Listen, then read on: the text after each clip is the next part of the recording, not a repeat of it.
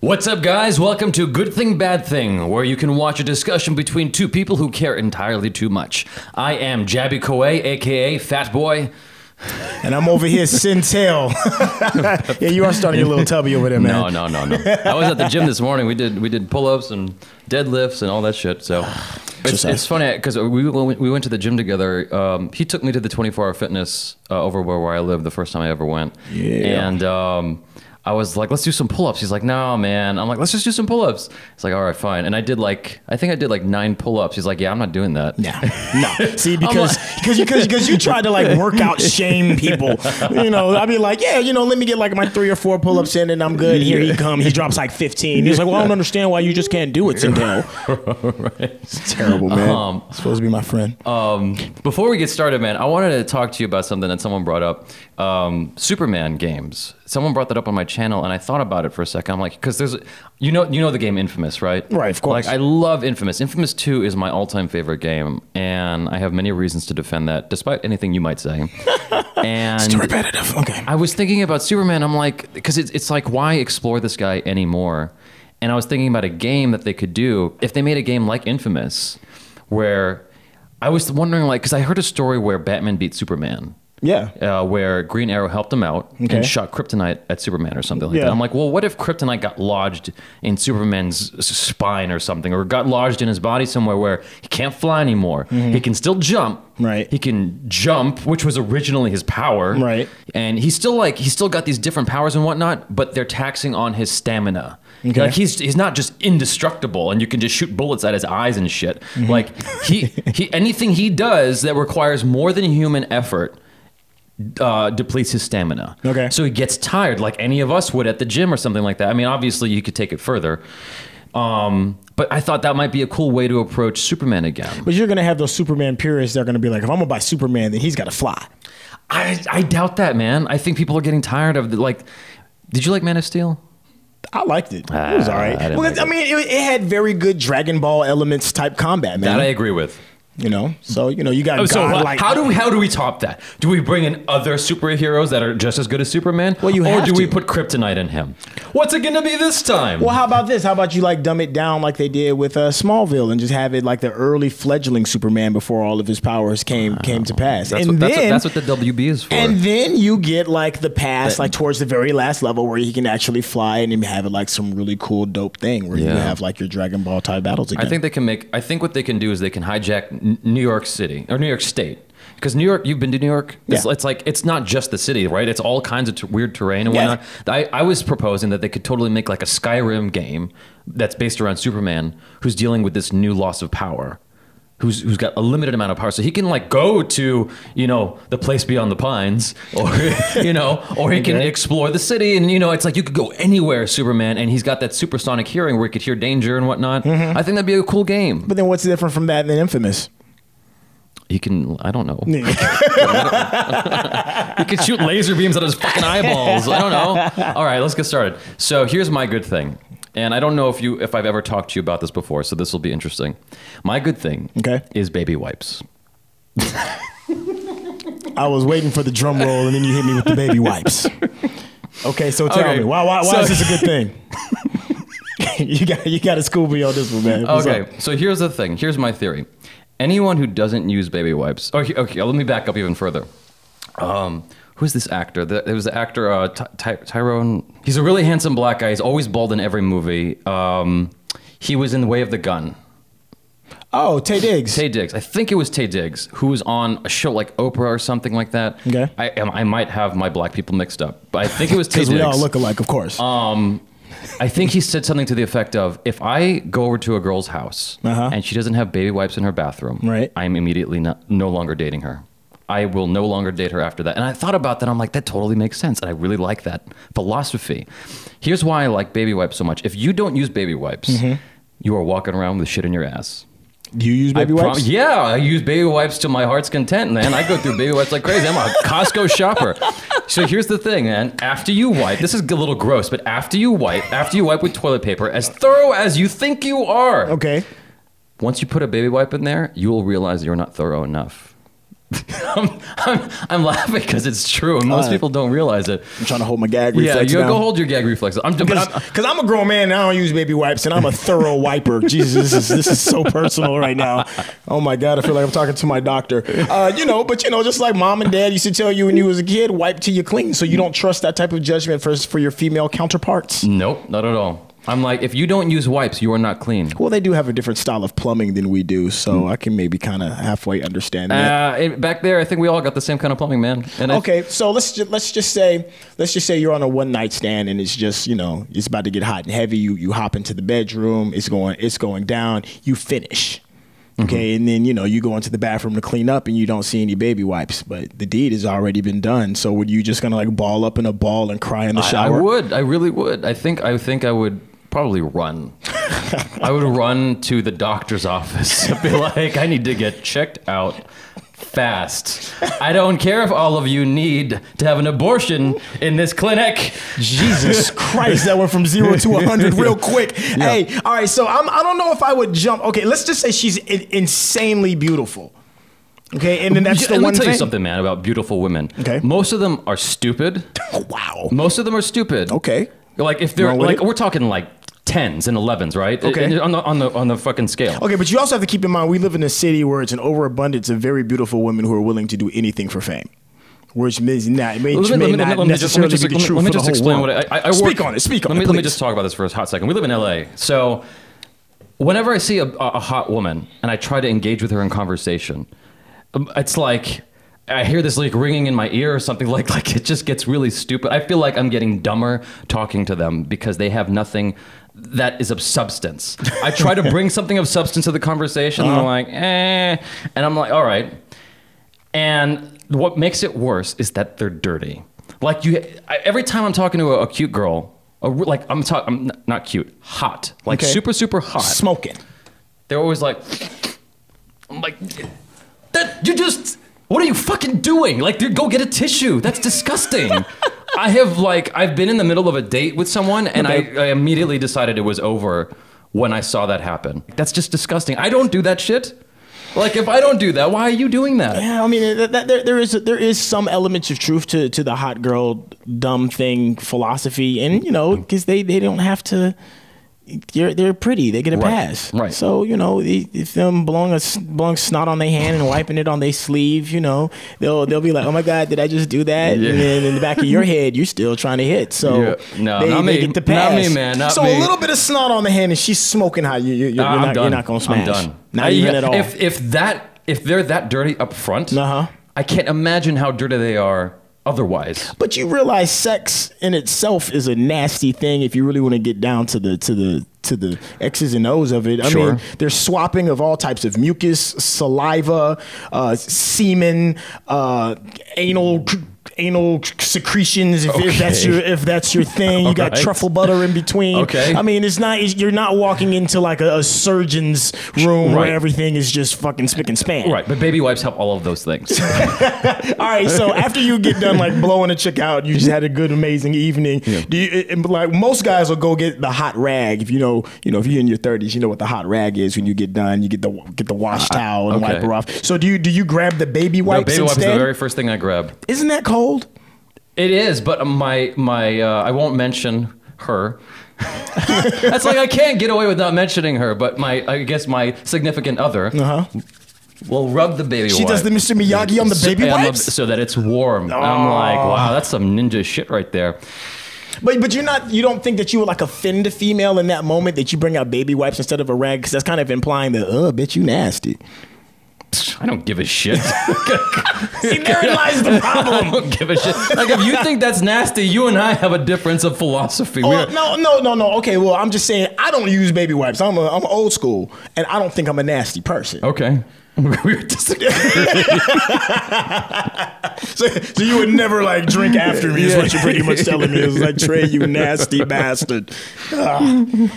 Just sure. Hear me out, man. Like, go to Target today, all right, and pick up a thing of baby wipes. All right, After you finish a round of deuce, Just try one baby wipeout after you think you've, cleaned it out. All right, this one I'm going to take a step even further. When I get done with the regular wipe and I use the baby wipe, I'm going to take a picture of it. I knew you were going to say that. And I'm going to send it to you, man, so you can see just how clean it can really be. No, I know it's going to happen. I know exactly what's going to happen too. You're going to be like, shit, for 30 some odd years I've been doing it wrong.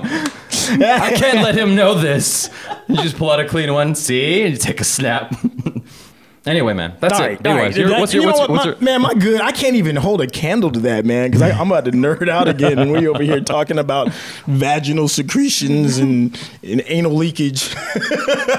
But all right, so my good is, in case you guys have been living under a rock and aren't like savvy with some of the social media things, there was a big announcement that The Legend of Zelda, one of the world's arguably the greatest video game franchise of all time, is going to have an original, I think it's an animated series, if I'm correct. No, it's going to be live action? Oh, that's even better. They're going to have a live action series on Netflix. And what makes it amazing and why I'm excited about it, and that why it's not going to be on like regular network TV like ABC, CBS, NBC, Fox, or even something that's even more cable related like FX, is that with Netflix, you don't have to worry about insulting your advertisers, so it gives you a lot more space. It's like HBO. to be creative, in the story. So I'm hoping, like, what's one, how do you feel about it, and then two, what are you hoping to get out of the story with if you know that they don't have any kind of limitations? Zelda's one of those franchises I grew up like wishing that I could have been Link. Like, I think a lot of anyone who's as a kid, you wish you could be these superheroes. Like, there's Link and there's Mega Man. Mm-hmm. Those are the two characters I wish I could have played as in a film growing up. Right. So there's a part of me that's just inherently jealous. And okay, so that aside, I think doing it on a platform where it's a series instead of just a single film, which is what people were proposing for a long time, I think is a way more intelligent move, because that allows you to explore the story more in full without rushing anything, without missing anything. So you could literally get in every single detail. Like, every Zelda game is kind of the same in that you got this like adventure you have to collect all the crystals, you got to collect all the hats or whatever it is, you got to collect all the something, and along the way you meet all these interesting characters, and you would have to lose all of that if you were to condense it into a film. Even if you were to do 3 2-hour movies, I still think you'd lose a significant portion of Zelda and what it like does for people emotionally. You would have to lose a lot of the humor. It would just be a dark and gritty movie. That's it. It would just be like any other comic book movie we got right now. So doing it as a series, I'm a huge fan of. I'm a little scared because it's like it's been built up for almost 30 years. In my head, I'm like, how are they going to do this and not disappoint me? But I'd rather them pull the trigger and give it a shot than never do it at all. So what things have to happen in order for you to think it's a successful franchise? What are some of the keys that you have to have within the first season? The most important thing is that they make Link likable. Because the thing about the games is you are Link, right? He doesn't talk. He's just like, every time he talks, it's just ... and then they respond. They go, "Oh, you said," and then it's like Lassie talking, right?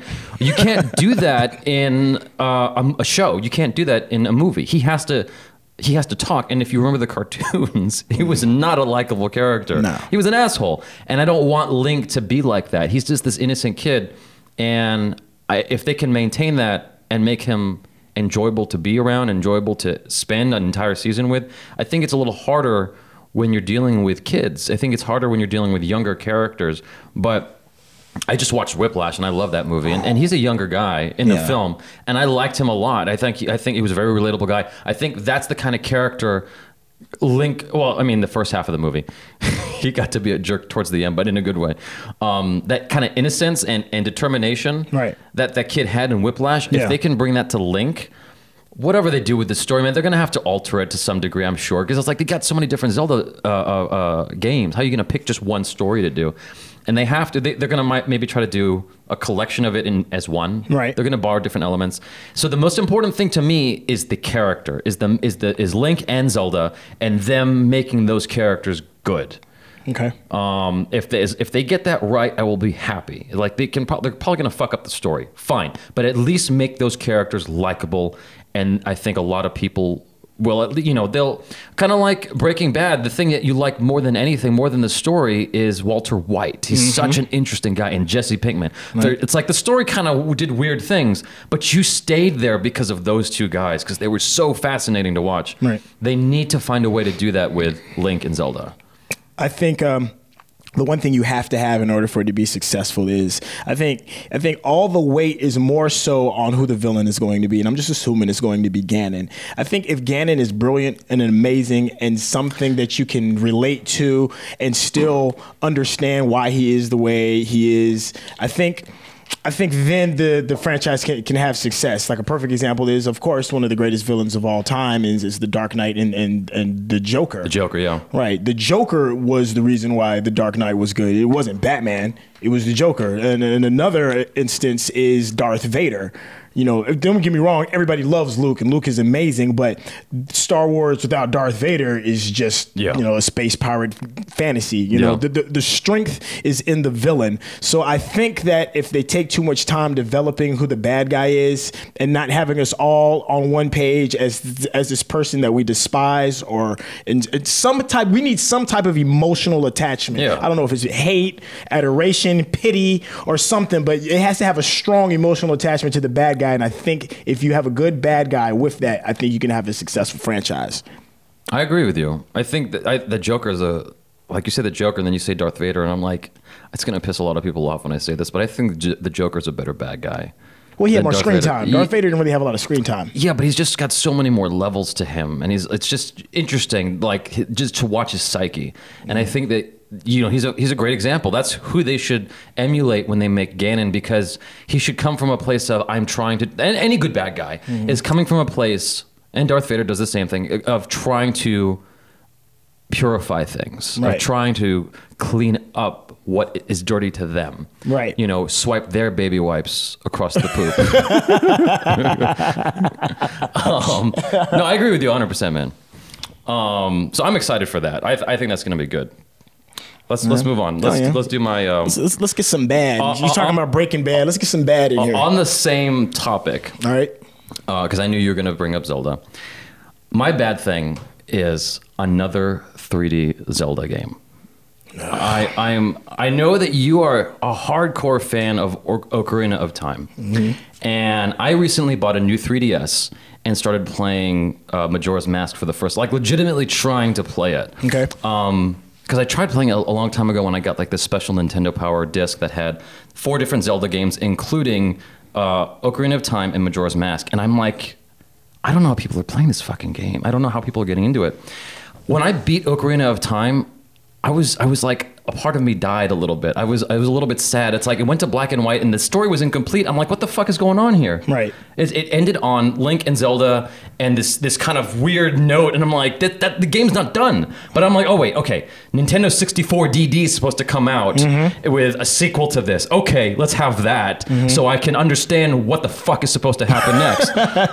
And it never came out. They never brought it to America. They made like 10 games on the thing, and it was squashed. The only Zelda game that's 3D, people are gonna hate me. The only 3D Zelda game that I really, really liked was Wind Waker. Wind Waker? Which just, look, I don't know why. Wind Waker. Shut up, dude. Like, Wind Waker is like, it's adorable. It's got heart. Like, Link has personality because it's the cel-shaded face. Like, you can see the emotion going on. Like, you could see stuff happening, and it's like you feel for him, and he's got voice, and Zelda's an interesting person to be around. She's not just this damsel in distress. She's out there trying to fuck shit up. Right. She's trying to do damage. That was like, and I wish they did more with that version of it, but everyone took a big fat shit on it. And I'm like, why? That was the good one. Like, that's the 3D Zelda game that I was waiting for a long time. Like, Ocarina of Time didn't do it for me. It was just very dry, and I'm like, what? It's so, and it was the first venture into 3D polygons and whatnot. And it was super blocky, and I'm like, this looks kind of shitty. Like, if you looked at PlayStation games at the same time, a 32-bit system versus 64-bit, it looked better because they could load shit on this off the CD drive. Whereas Nintendo went with a fucking cartridge again, like idiots. Nintendo's made so many bad decisions. They're like, it's amazing how they're still in business when I think about it sometimes. You know, they were responsible for the PlayStation. Did you know that? No. Okay. This is a fun story. Okay. So here's what happened. Sega came out with the Sega CD. Right, I remember that. Sega was fucking kicking Nintendo's ass because Nintendo was being dumb. Yeah. There was this guy who, IGN came out with an article that this guy who helped influence Nintendo's position in America was telling Nintendo, don't give up the robot. You guys have so much shelf space. If you give up the robot... Are you talking about Rob? Rob, yeah. Okay. Because it came with the Nintendo. Yeah, I remember Rob. And Gyromite. Yeah, that one. Yeah, so what happened was... Sega Genesis was on the rise of power, and this guy, I forget his name, but he was like really important to Nintendo in America, and he was like, don't give up the robot, because if you do, you're going to give more shelf space to Sega. And Nintendo's like, we're going to give up the robot. And so what happened was Sega became a way stronger company. They bought up way more shelf space, and everyone started buying up Sega Genesis. And Nintendo was like the family-friendly system, and Genesis was like the rebel with the fucking bloody games and whatnot. Yeah. And so they came out with Sega CD, and Nintendo was starting to get nervous. So what they did was they talked to Sony. They said, look, we would like to develop a CD-based system. For the Super Nintendo, an expansion of some sort like the Sega CD. And Sony was like, okay, yeah, let's do that. So they went through the development process, and halfway through, for some reason, Nintendo was like, you know what, never mind. We don't want it anymore. And Sony's like, what the fuck? Yeah. You know what? Fuck you. We're going to make PlayStation.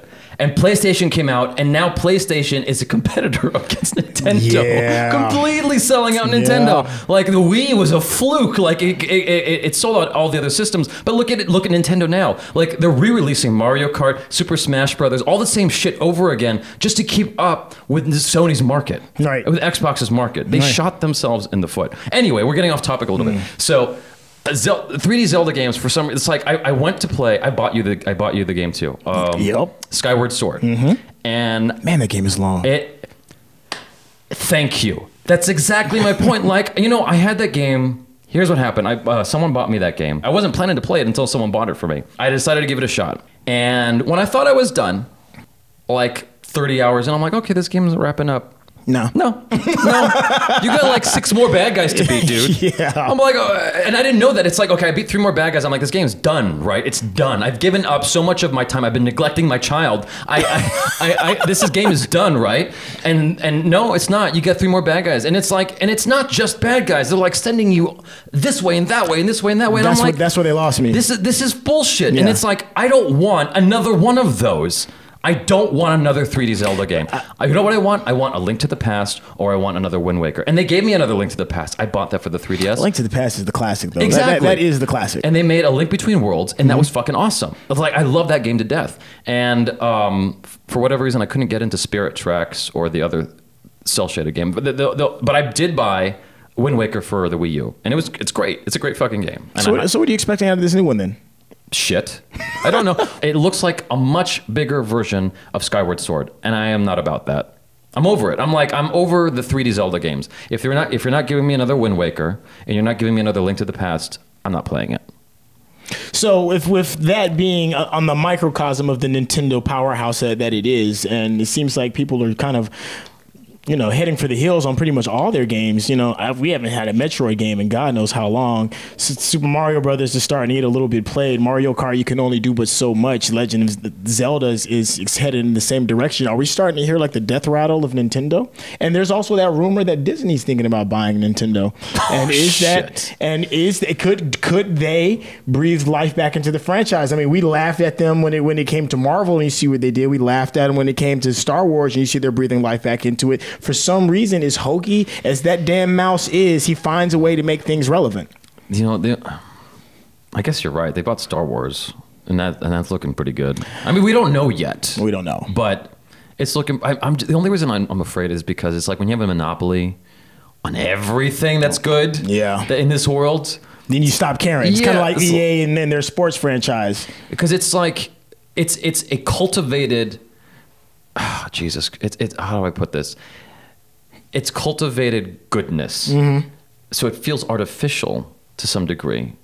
Does that make any sense at all? Like, it's almost like the pop music that comes out today. It's like it's good, but it feels the same. It feels like it was crafted by the same person. Well, it's gone through the machine. Yeah. It's gone through the machine. It's like eating processed meat now.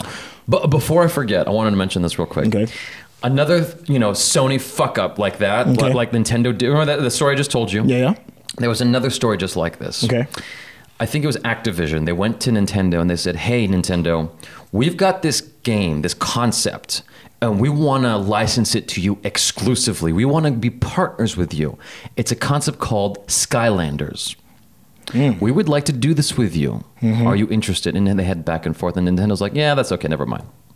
Skylanders became this huge fucking phenomenon, and Nintendo's like, God damn it! Again. Shit!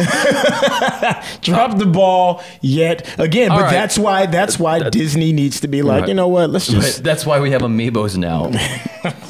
And it's like, this was such a I've bought all the Amiibos, by the way, and it's such a half thought out concept. It's like, it's kind of cool, but it's like, whatever. I'm just a collector kind of guy, so I like having all the Amiibos, but it's not really doing anything. Like in Skylanders, I haven't played Skylanders, but it seems like there's a lot more to do. But it's like you pop the thing in and whatever. It's just, I don't want to get into it. It annoys me. Anyway, what were you saying, man? What are we talking about? We were talking about Zelda, man, and the 3D Zelda, and what you're expecting from it. Do you want more 3D Zelda games? Let's cut to the chase.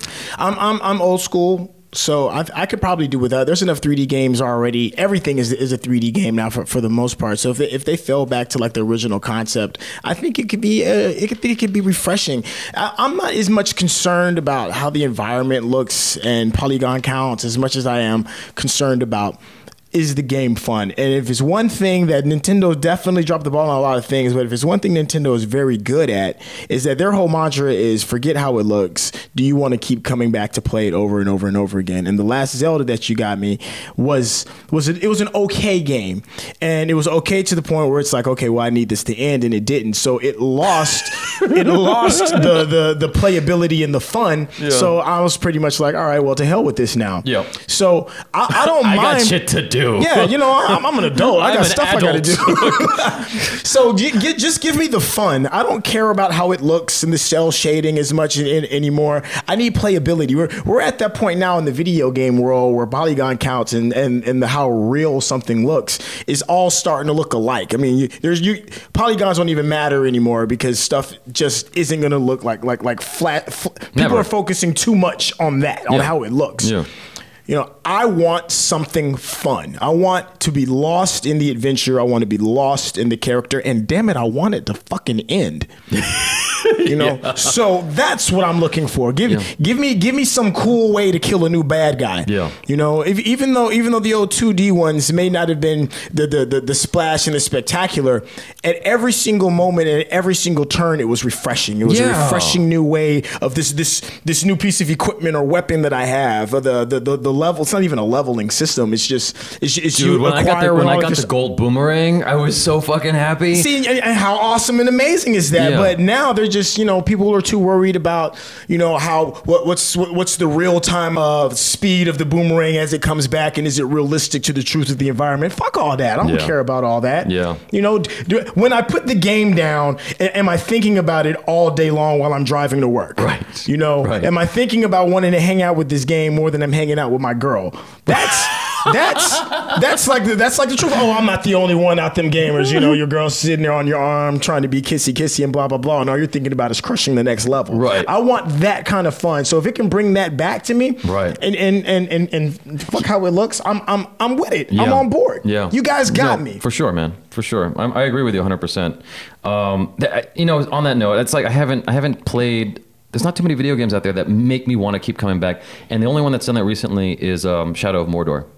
That is a great game. Yeah. That is a gem of a game. That's a game that's not focused on making the world as massive as possible. Right. I tried playing Skyrim and I'm like, this is just too big. And it's too easy to fuck yourself. Mm-hmm. Like I played 5 minutes of Skyrim and I already shot myself in the foot, right? Because I'm in the conversation with this dude in this village who's supposed to lead me to this place, right?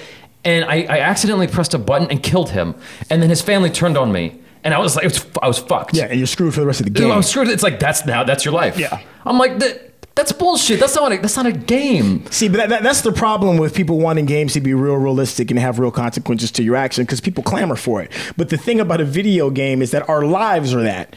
Okay, and if we make a mistake, we can't like hit the reset button and redo. Right. But if I'm playing something, I'm paying $60 for a video game, and I fuck up bad, I want to have the option to go back and not make that decision, or just be totally burned for the rest of the duration of the game. You tell your girlfriend, "I cheated on you." Hold on, let me go out the door. That's my reset button. Let me reload this real quick. Exactly. So here's what's bothering me about Zelda still. So, and we'll get to your thing right now. They showed a demo video of Zelda, and the creator's like, take a look at those mountains in the background. You see those mountains? You can go there. I'm like, I don't give a shit. Exactly. It's too fucking big. I agree with you. You know, just it's like make it smaller and make it more dense. Make everything more filled up with more fun things to do. Yes. Like stop trying to make it so fucking like there was I'm with you, brother, on that one. A lot of people like this game, and it got high scores on IGN. Red Dead Redemption. It was okay. And I was like, it's all right. I tried playing that for about an hour, and I'm like, fuck this shit. It's like I get in this stage in this coach or whatever, or I'm on a horse rather, and I'm chasing this guy, and I'm chasing this guy and chasing him across America in the West, and I'm like, this is too long. The fuck am I doing this for? I gotta go feed my kid. It's like, hey, but you know what? No, that's a great point. I want to say something real quick before I lose this thought, man, because you were talking about Legends of Mordor, Shadows of Mordor. Shadow of Mordor. And I think this is the brilliance of that, and I want to see more of it. And I don't know why people haven't done it before, because it's fucking amazing. If you haven't played Shadows of Mordor, there's a system in there where if somebody kills you, you're in these epic, gigantic battles. It's kind of like those old Batman Asylum kind of battles, where you're mashing through like 15, 20 different people at a time, doing these ill combos. It's like some God of War type shit. And then there's like mini bosses within these fights. And while you're fighting their minions, these mini bosses come up, and you have to take your time to try and kind of kill them or do them in creative ways. They'll mess around and they'll kill you. Okay. Now this is the brilliance of this game. They kill you and then they talk shit. Okay, and they level up, and then they level up, and then they get stronger. Okay, so what they do is the brilliance is that they make the loss personal. Exactly, and I've never really seen that before in a video game. So you're off, in La La Land, killing orcs, doing your thing again, and you're kicking ass, and your guy's getting tired, his energy's getting low, and then lo and behold, somebody taps you on the shoulder and is like, "Hey, dude, remember me? I was that dude that fucked you up last level, and not only am I here, I brought two of my homies too that are just as strong." And then they try and fuck you up again. Now it's real personal, because they kill you. You're throwing the sticks on the ground. You know this guy's name. That's how personal it is. You go into the screen, you find out where he is. You even track this guy down like you're some kind of stalker stalking down your old girlfriend. I've never had that experience before in my entire life. And whoever it is that designed that, please implement that into more games, because you know what? The beauty of it is it made it personal. I think that's the new Zelda we've been needing. Shadow of Mordor is the Zelda we've been needing. It's so fucking awesome. I haven't gotten so exhilaratingly angry at a game in so long. Like, it's not since Street Fighter, man. Like, I'm just like, fucking die! Just die! And please don't kill me! I'm just so fucking angry. And then they get me, I'm like, oh. And then like have you ever had like that moment where you just had to retreat? You had to. And the shame. The shame that you have. It's like, I can't believe you made me run. Exactly. Yeah, I mean, make it personal. This is the emotional attachments. You'll never lose when creating any piece of art if you can add emotional attachment to it. I don't give a shit what the medium is. It could be a painting, it could be a television show, it could be a video game. If you can make an emotional attachment to it, you've got gold. Gotcha. Next time, try fighting me. Motherfuckers always bring their little homies too, man. Exactly. All right. So what's your bad thing? All right. So my bad thing, man, and I'm probably gonna get a couple of boos. Living out here in Los Angeles, we're next to probably one of the greatest conventions of all time that happens in San Diego, called Comic-Con. And it is an amazing experience if you've never been there before. If you're like us and you love pop culture, video games, comics, movies, and stuff like that, it is the mecca of that. But to me, I'm putting it on my bad list because it's long lines. It takes up time. You don't really get what you're looking for. Everything is candy coated, sugar coated. I go back to the whole, making it emotional to you. It doesn't connect with people like it used to. But yet it's still gaining steam. It's still getting bigger and bigger with each passing year. But me, I think I might be tapping out on it. Look, this is how far it is. I've gone to Comic-Con almost every single year for like the past 7 years, six or 7 years. And this year, I did not renew my professional pass. This is the first year I haven't done it. Yeah. Are you asking me how I feel? Yeah, man. Okay. So what's going on with you with Comic-Con, Okay, man? So I think I agree with you 100%. And the reason why it sucks is because you go there and you want to see, okay, so the new fucking, Spider-Man or MC Universe, right?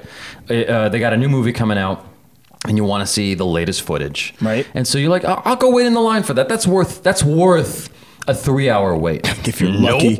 You go there and it's like people, we've been camping out since last week. I'm like, what the fuck? Like what is the point of coming here if people are going to wait for 2 weeks? It's like, fuck it, I'll just watch it online. I'm not going to sit in this fucking line all day. Mm-hmm. So what do? I just scout the floor and I look at the new art that people are coming out with. Same art I saw last year, kind of cooler, kind of better. Run into people I know, run into friends, and then I go home. Yeah. That's it. And I'm like, that's kind of cool. You know what I go there for now is just to see people's costumes. That's it. Yeah. And I don't even have to go that far for that anymore. There's the WonderCon. Mm-hmm. There's the Anime Con. That's both in LA. And they've been threatening San Diego for a while that they're going to move it to LA because it's just not big enough in San Diego anymore. I'm like, why you just fucking do it? Yeah. Get a bigger space that can fit more people. So that we can all go to this fucking thing and see the new footage and not just the stinky nerds that are willing to wait for 3 weeks in line. Yeah. Like, come on, I'm a nerd too, but I can't afford that kind of wait time. No. Yeah, I mean, because if you've never been, there's this hall and it's notorious. It's called Hall H, and it's where all of the main show, the main event happens there. And there was a year when Twilight was like the real big thing, and these Twilighters, these young ladies, sat for literally like 2 days. Jesus Christ! Like 2 days in line. Yeah, just so they can get like an hour presentation. And the problem with that is that in order for you to get into this gigantic convention hall, they only allow people in. Once it gets full, they won't allow any more people in until some people leave. So you have people that have been sitting there for like 2 hours, camped out, and they stay, and then nobody else can come in to see the things that you really love and care about. Right. So you're stuck. Yeah. You're sitting outside in the sweltering San Diego sun for sometimes, and I am not even lying, you'll sit in line for 10 hours sometimes. Yeah. 10 full hours. You're wasting an entire day. We did that for Avatar. Yeah. Yeah. And don't get me wrong, there's a camaraderie that goes along with it. If it's your first go round of sitting in line and playing games and talking comics and all that other stuff. But once you've done it like once or twice, it gets old hat real quick. And you start looking at that line and you're like, man, I don't give a damn what Joss Whedon got to say. I'm not about to sit here for another 24 hours. But the one plus is the floor. The floor is amazing, but it can also get kind of repetitive as well. And then you add into the fact that there's nowhere to stay. There's a long drive to get there. It's hard to even get someplace to eat. The shittiest fucking rooms cost like $1,000 a night. Yeah. And parking is like damn near like $40 just for one day. It's absolutely ridiculous. And now Hollywood's taking over it completely. And I don't have that much of a problem of that. But the thing is, I was about to say, but the purity of what it was originally about. Yeah. It was the comics, the collectibles, some of the free swag, all of that is starting to take a back seat now. Yeah. And now it's like this Disneyland of Hollywood. And if you know what Hollywood is really about, it's about fluff, fuzz, and buzz. And there's no substance to it anymore. So I think for me, and maybe it's just because I'm getting older as well too. Maybe it's just I agree with you, man. It's just losing its flair. I'm trying to think, like, if I was 15, 16, 18 now, I'd still think it would piss me off. Like, waiting in line for 12 hours to watch the Two Towers midnight screening or midnight showing, that was fun. But but that's a whole movie. That's not just some clips. Right. They should find a way to show it to more people who can't be inside the room. Because some people just want to be within proximity of the celebrities. Right. Oh my God, there's Joss Whedon. I breathed the same air that he right, did. exactly. I mean, I did the same thing. I went to a screening of Super Cop, and Jackie Chan was there, and I'm like, I can see him, like the corner of the room right there. That's where Jackie Chan was. Yeah, but keep in mind, you're like 90 rows back while you're doing right, this. Exactly. No, I got a better seat than I would have at Comic-Con. Like when we watched Avatar, the clips from Avatar, I like. What's his name? Cameron was like this tiny dot, and I could see his head moving a little bit when he talked, and it's like, this is dumb. I think if I could redo Comic-Con myself personally, I would make it so that you get something for the visit and not just samples of things that you could see on YouTube. Like, for example, if you're only going to have like a couple thousand people inside Hall H, then just show the entire movie. You're not going to like spoil it and then have like a question answer period, maybe fill out some kind of form or whatever it is to tell how you feel it is. Use it as a test market for comics. Release a brand new series and pass it out for games. Release the game early. Release the game early to a select few. That way you're leaving with something with value and not something that the minute you get done, you can go click on your phone and look at it on YouTube right, exactly. and then realize, God damn it, I just wasted 10 hours of my life. Right. At least when I get home, I got something tangible in my hands. You know what? That's a really good idea. I think that they should implement that, because if you could go and see a movie, like, then you were literally a part of the first group of people to watch that movie. It's got value. Yeah, that's got a lot of street cred. Like that's fucking awesome. Yeah, can you imagine you seeing like the Two Towers like a month before it even came out? Man, that would have been awesome. You're walking around with your chest out because you can already tell what's going to happen, right. and it serves in their benefit because they can get a very good idea if they have to do like a small recut. Right. Maybe take out certain scenes that didn't work or didn't do the punchlines or whatever it is. They can do small tweaks to make the process a hell of a lot better. I just don't understand. You've got the best test market that you could ever want. All of your core fans are at Comic-Con. Right. You're not going to get it any better. Right. You're not going to be in Burbank walking up and down the street with a bag full of free movie passes, handing it out to 80-year-old Nana and her 6-year-old granddaughter who could give a damn about Spider-Man. Would you like to come see this movie? Exactly. I mean, everything. It doesn't get any more pure than that. Right. So it's just a waste of time and resources. All right. So my good thing. This was long, dude. My good thing. I think we did some good stuff here. So my good thing was baby wipes. That's the classic. My bad thing was another 3D Zelda game. Yep. What was your good thing? My good thing was The Legend of Zelda coming to Netflix. Okay. And then my bad thing was just Comic-Con. Comic-Con San Diego specifically. Yeah. Because in a year from now, it might be LA. All right. So anyways, thank you guys for watching Good Thing, Bad Thing. I am Jabby Kouay. And I am Sintel. And tune in next week. Peace out. We out.